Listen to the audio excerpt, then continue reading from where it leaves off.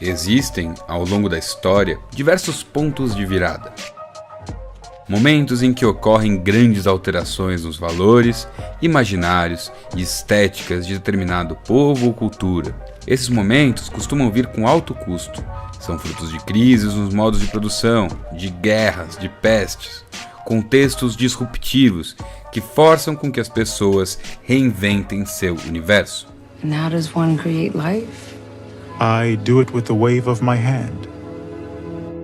Talvez não haja, ao menos quando falamos de história do Ocidente, uma ruptura mais brutal do que aquela que ocorre entre o final da Idade Média e a Idade Moderna, conhecido como Renascimento. O Renascimento que é normalmente entendido como algo positivo, um momento de sossego e luz após um milênio de escuridão.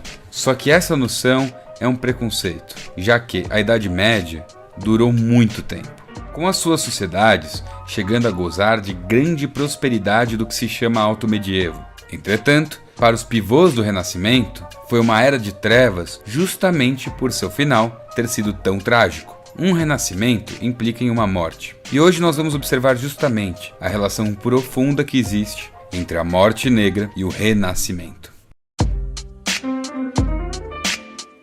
Mas antes de tudo, vamos recapitular o contexto do que estamos discutindo, ou seja, o que foi o Renascimento. Renascimento, renascença ou renascentismo são os termos usados para identificar este fenômeno histórico que ocorre, grosso modo, de entre meados do ano de 1300 até meados do ano de 1600. Este fenômeno foi um conjunto de mudanças nas sociedades que marcaram o fim do medievalismo e o início da modernidade. É quando a pirâmide social se desvencilha das amarras feudais. E é quando se consolida como classe a burguesia. É também quando a própria estrutura de poder fragmentada, com pequenos estados feudais, passa a se coagular naquilo que chamamos de Estado-nação, com monarcas muito mais poderosos. Nessa época, também o poder centralizador da Igreja Católica se fragmenta, com as famosas reformas protestantes. E tudo isso se amarra com uma vontade de conhecer o mundo de forma independente. Vamos entender então esse processo seguindo a sua rota, indo para o ponto de partida de ambos os fenômenos. Tudo isso começa na Itália, ou melhor, na Península Itálica, já que a Itália ainda não existia como Estado-nação.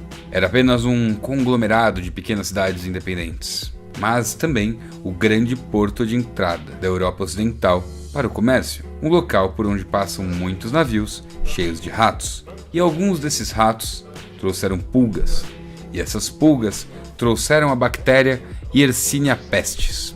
E meio que do nada chegou a Morte Negra. Em 1348, a peste assolou a Toscana e a Provença. Claro, a doença já existia antes, mas esse seria seu pior surto, e foi se espalhando muito rapidamente, coisa de 30 a 130 km por mês, por toda a Europa. Essa rota também foi a rota do Renascimento. E não é surpreendente que seja esse o palco.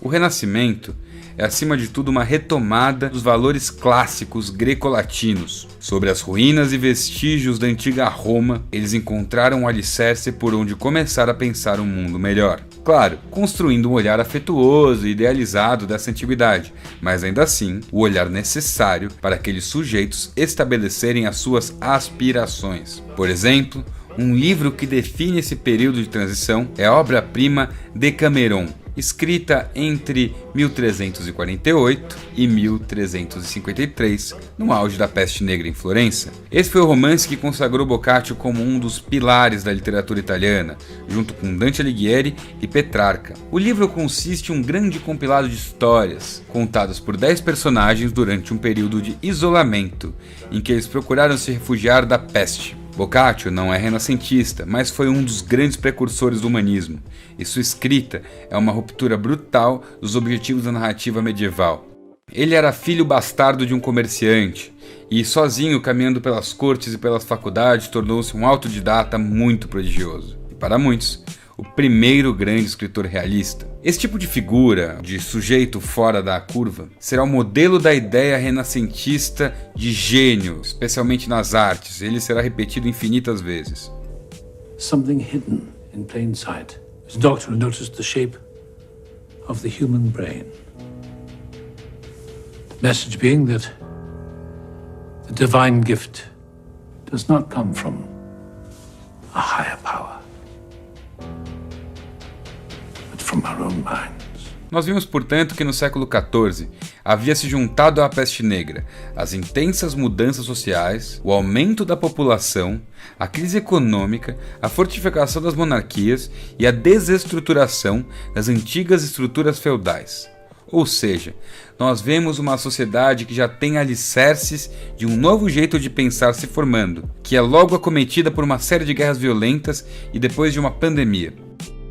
O medo e a incerteza do amanhã, justificados pelo caráter imprevisível e letal da doença, determinaram um grande embrutecimento nos costumes. As pessoas começaram a pensar de forma mais individualista, a fim de preservar a sua existência acima de todas as coisas. Seu trabalho, devido à mão de obra escassa, passou a ser cobiçado em vários lugares. O servo passou a ter opções. A burguesia aumentou e, depois de tanta tragédia, a Igreja Católica, com suas contradições mais evidentes, passou a ser questionada.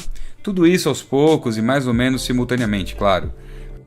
Afinal, a história não funciona como capítulos de um livro, com clareza em suas divisões, feitos de forma organizada e consciente. As coisas operam de uma maneira muito mais orgânica, e os historiadores procuram estabelecer essas nomenclaturas e divisões a partir de algum distanciamento para traçar padrão e dar nome ao tempo. No caso da Renascença, isso não é diferente. E se nós pudéssemos traçar a marca geral desse período, eu começaria sempre por esse giro antropocêntrico, que é basicamente a mudança do centro do universo simbólico da sociedade europeia de Deus para o humano, ou seja, retomando o humanismo clássico. Mas vale a ressalva, o Renascimento e tudo isso que estava acontecendo afetou os modos de vida no sentido amplo. Só que o humanismo, que é o que se fala mais quando está estudando história da filosofia, essas coisas, ficou muito mais no domínio dos sábios e dos pensadores.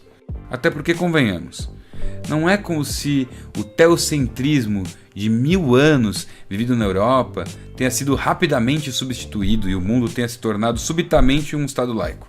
Não, aquela parte do mundo ainda se manteve profundamente cristã, só que esse cristianismo sofreu diversas mudanças, até porque ocorreram as reformas e tudo mais.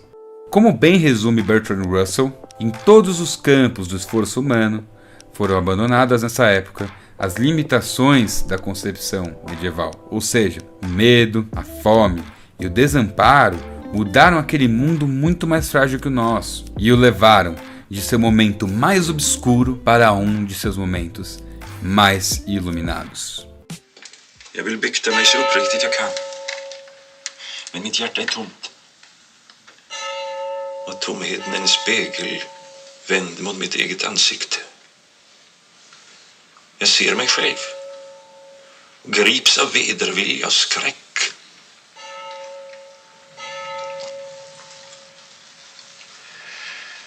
Genom min likgiltighet för människorna har jag ställts utanför deras gemenskap. Numera lever jag i en spökvärld, innesluten i mina drömmar och fantasier. Och trots det vill du inte dö? Jo, jag vill. Vad väntar du på? Jag vill ha vetskap.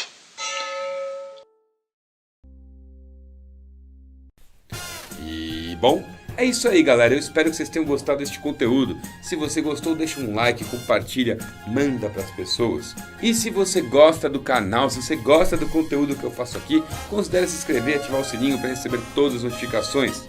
E acima de tudo, muito obrigado por nos assistir. Um gigantesco abraço e tchau, tchau.